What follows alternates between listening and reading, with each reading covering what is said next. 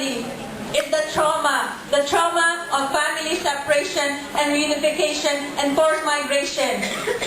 About the trauma, it is very tremendous impact. The average separation is 5 years. That's long enough for kids to be separated, for kids to grow up without their parents beside them, for children to grow up without their parents missing, very important events in their life, birthdays, graduation.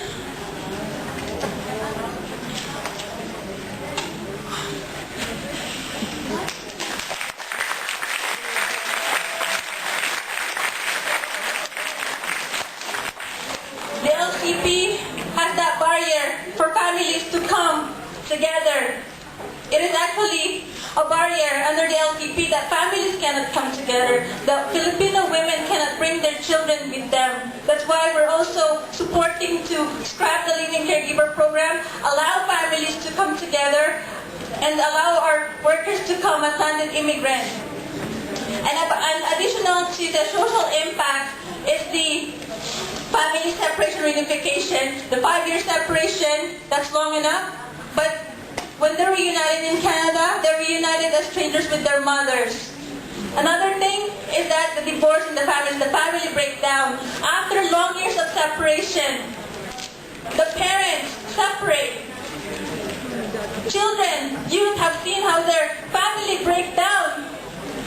When they were separated in the Philippines, they experienced the trauma of their family members leaving them in the Philippines.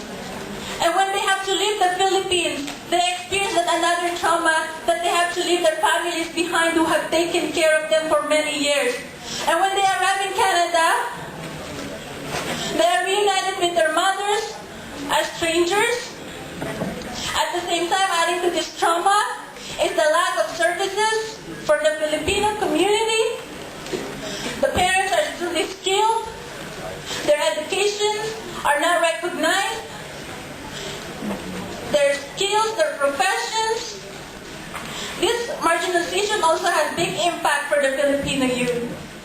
It is no surprising that this ongoing marginalization of community has also impacted youth.